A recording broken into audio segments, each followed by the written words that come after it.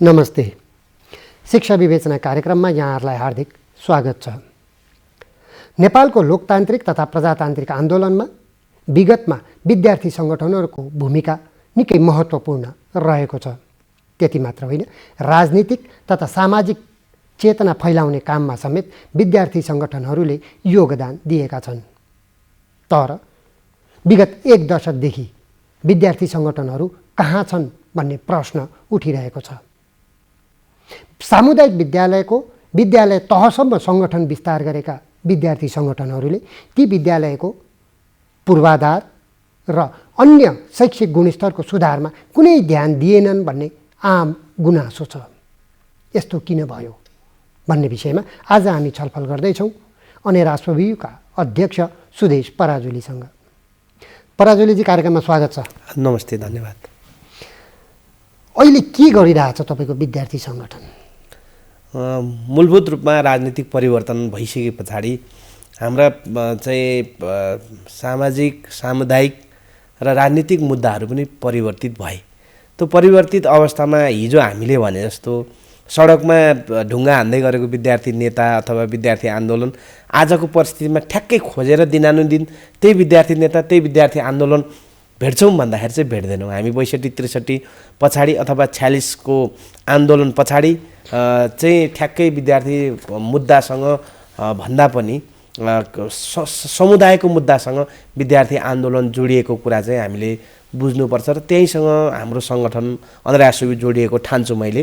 र अहिले तपाईँले अघि कार्यक्रम सुरु गर्दै भन्नुभयो चाहिँ विद्यार्थी आन्दोलनलाई कसरी हेर्ने भन्ने कुरा पनि अलिकति हिजोको अब उमेरका हिसाबले त्यो चाहिँ हिजो देखिरहेको विद्यार्थी नेता र अहिले देखिरहेको विद्यार्थी नेताको भूमिका पनि त्यही हुन्छ त भन्दाखेरि चाहिँ मलाई लाग्छ त्यो हुँदैन। हिजो हाम्रा अग्रजले मसाल बोकेर चाहिँ राजनीतिक चेतनाका निम्ति महत्त्वपूर्ण भूमिका खेल्नुभयो, परिवर्तन गर्नुभयो, एउटा सामन्ती व्यवस्थाका विरुद्धमा चाहिँ महत्त्वपूर्ण चाहिँ अगुवाई गर्नुभयो भने आज त्यो परिवर्तन भइसके पछाडि हामीले अब ठ्याक्कै जोड्ने, तपाईँले जोडेको बुँदा समुदायको अधिकारका प्राप्तिका निम्ति अब जोडिनुपर्ने हो।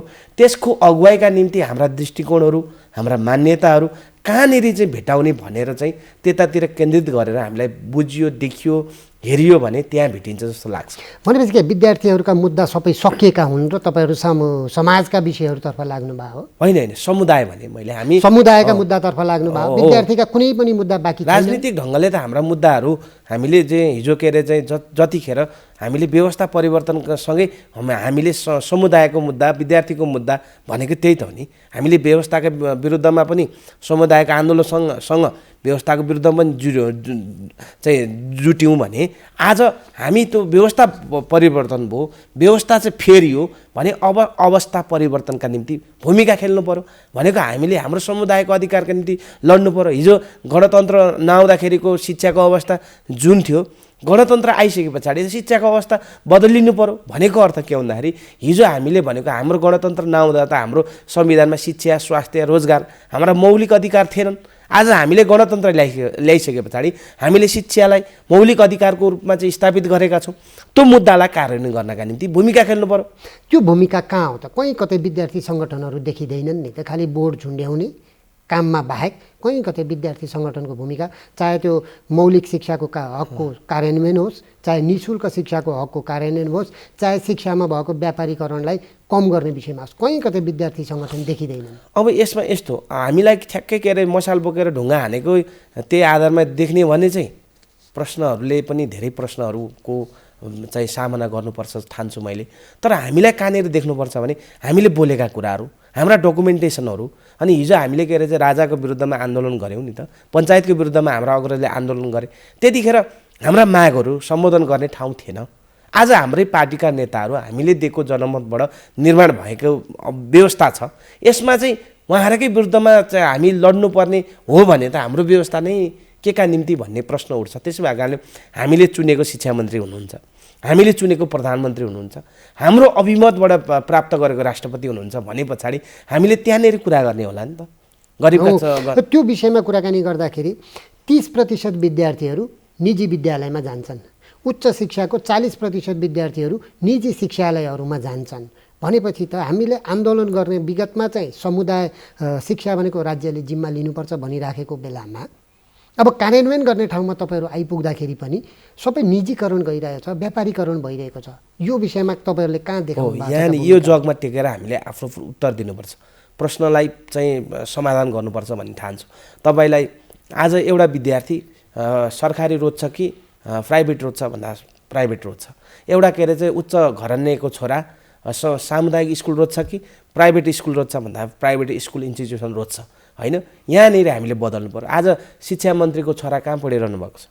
आज शिक्षा मन्त्रीको छोरी कहाँ पढिरहनु भएको छ? राष्ट्रपतिको छोराछोरी कहाँ पढिरहनु भएको छ? र हामीले भनेको मौलिक अधिकार कार्यान्वयन कहाँनिर भएको छ?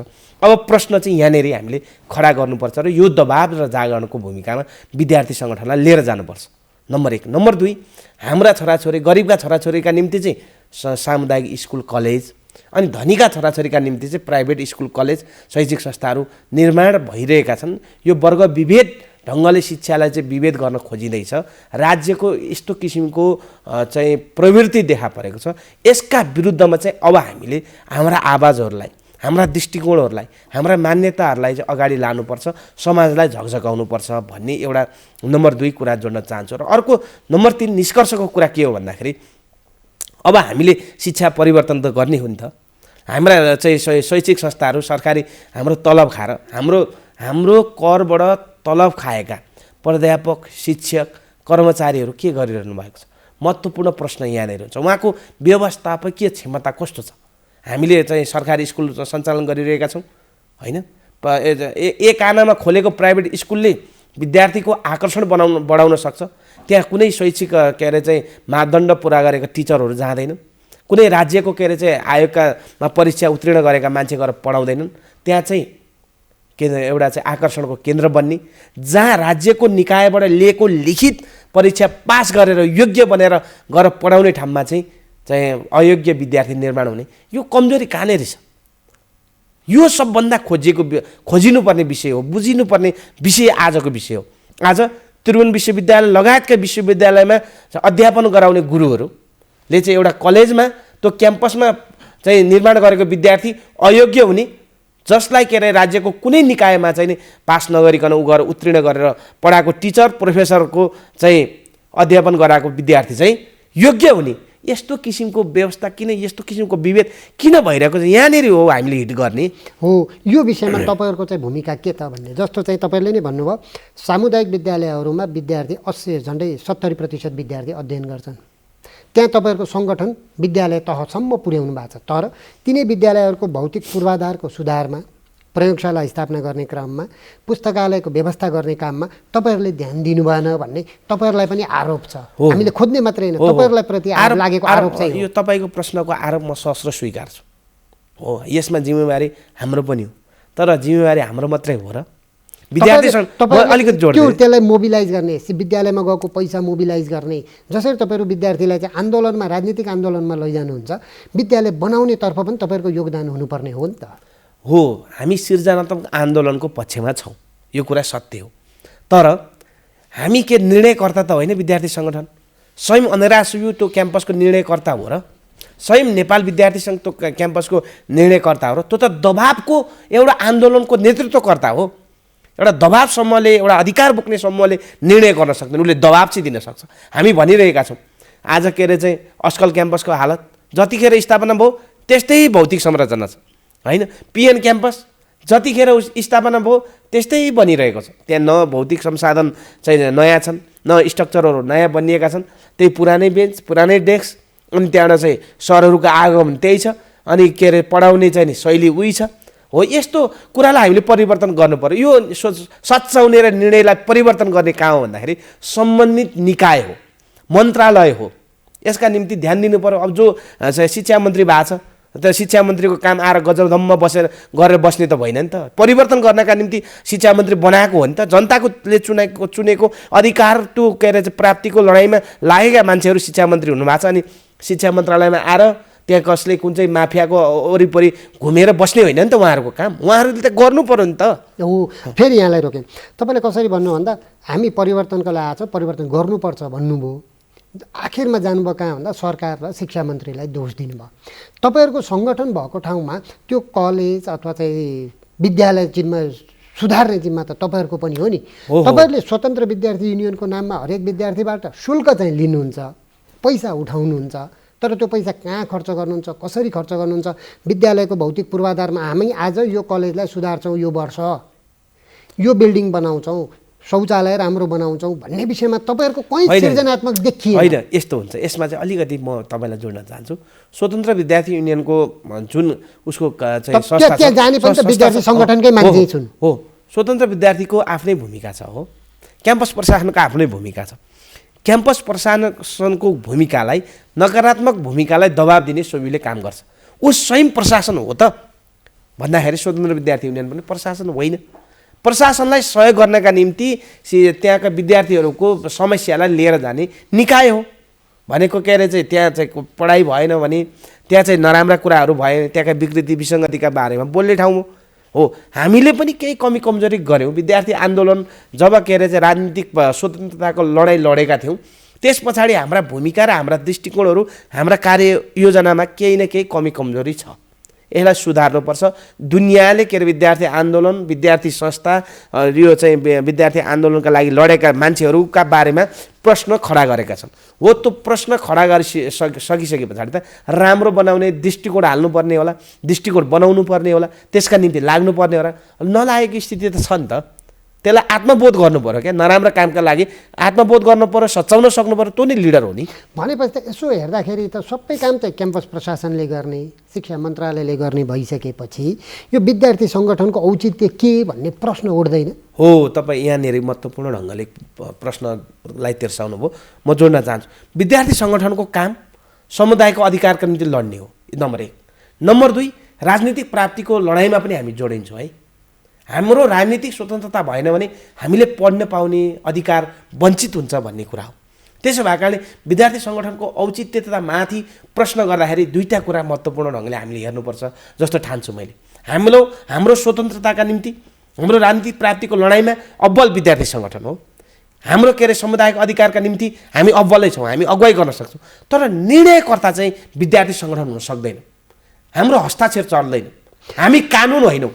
हामी कानुन होइनौँ कि विद्यार्थी सङ्गठन कानुन होइन। हामी कानुनका निम्ति साधक हौँ।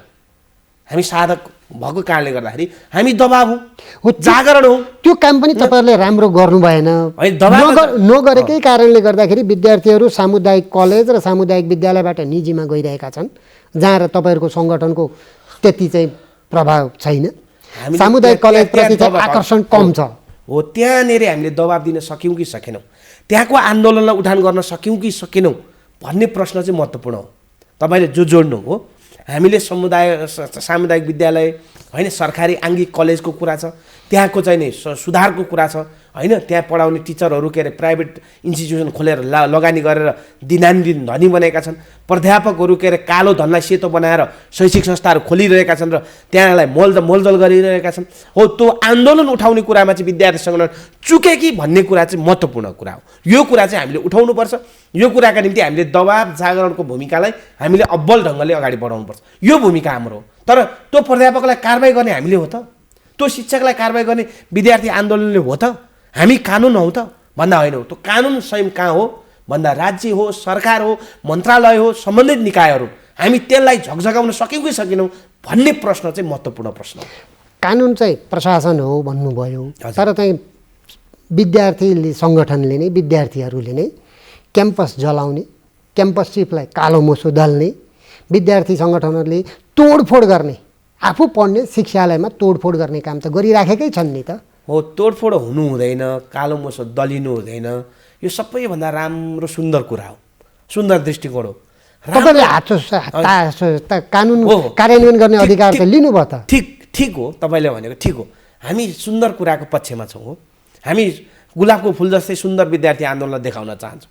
तर कोही मान्छे कालो बाटो देखाउनु त खोज्छ भने, कोही अगुवा बनेर शिक्षाको ज्योति बन्नुपर्ने मान्छे कालो दृष्टिकोण सारेर कालो चाहिँ एउटा गोरेटोमा विद्यार्थी आन्दोलनलाई छेक्न खोज्छ, विद्यार्थी समुदायलाई अड्काउन खोज्छ भने के हामी टुलुटुले हेरेर बस्ने त? के विद्यार्थी समुदाय, विद्यार्थी आन्दोलन त्यसका निम्ति प्राप्तिको लडाइँका निम्ति अगाडि बढ्ने विद्यार्थी सङ्गठन हो र?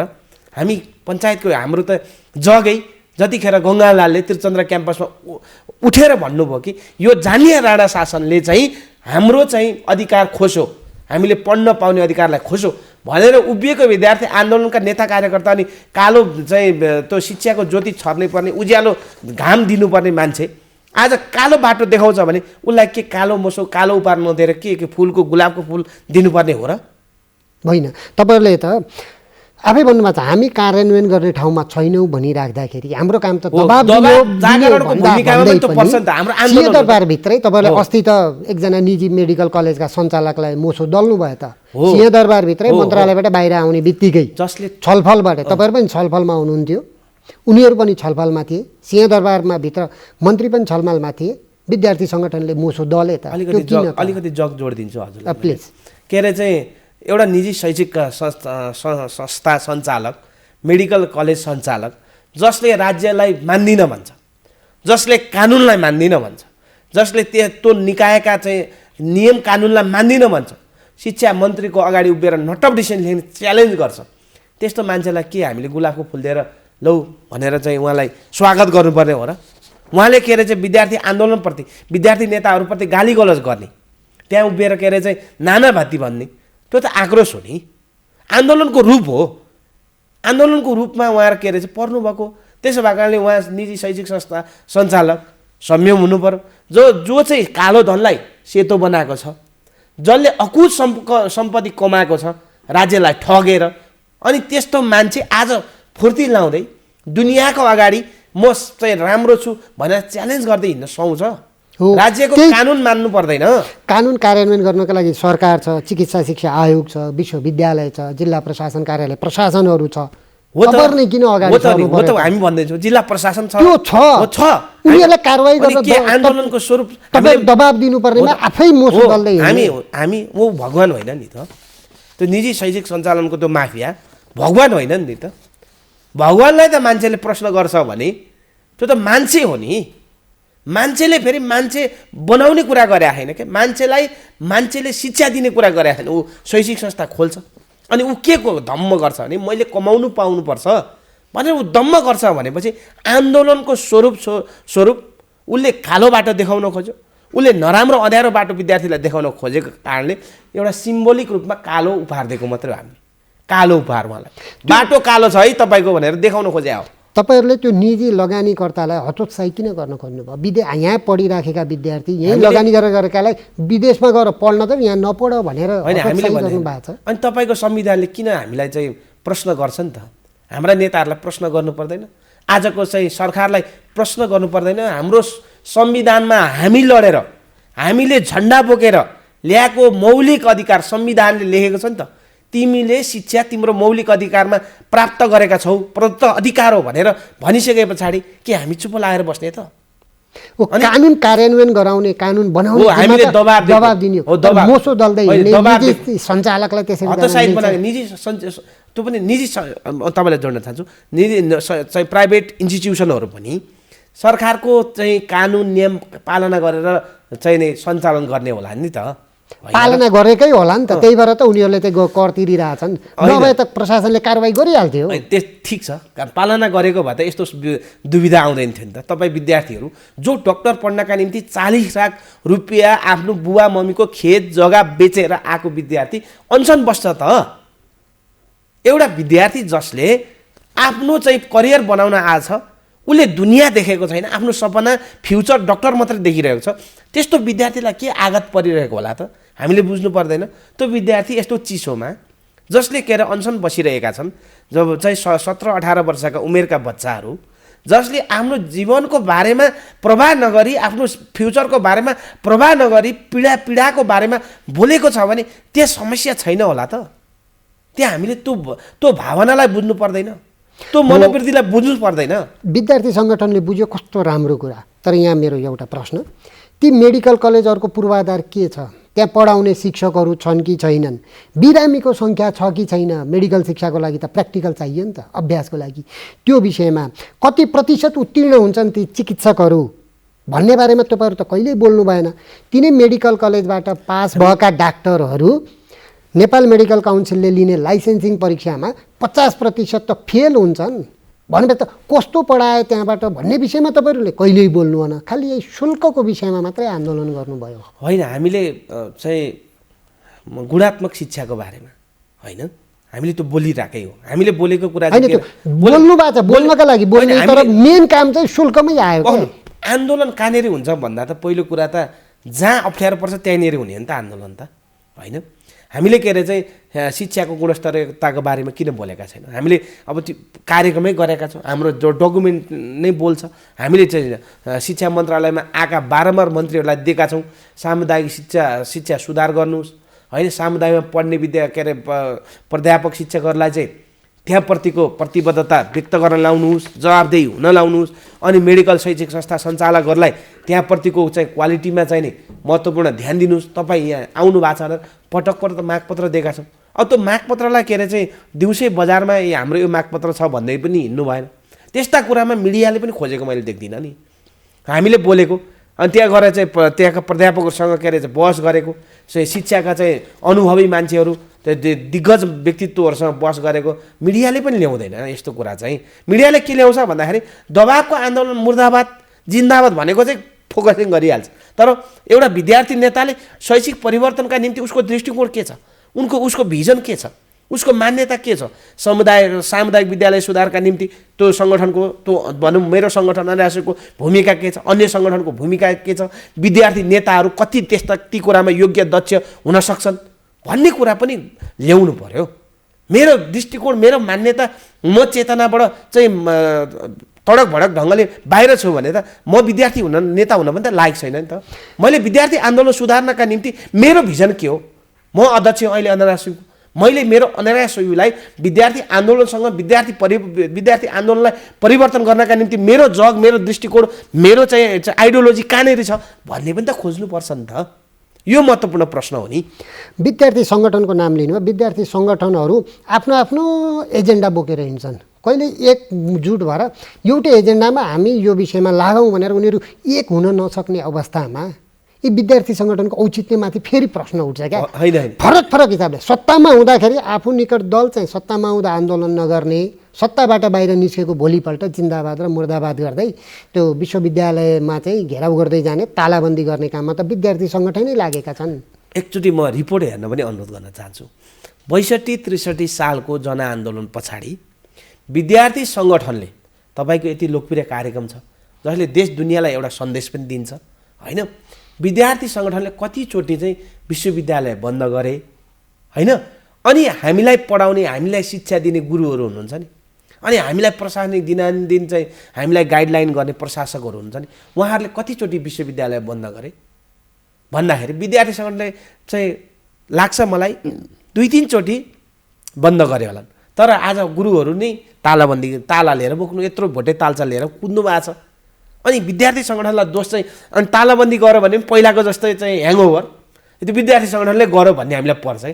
प्राध्यापकहरूले सबभन्दा बढी गर्नुभएको छ, कर्मचारीले गर्नुभएको छ अहिले सबभन्दा बढी तालाबन्दी।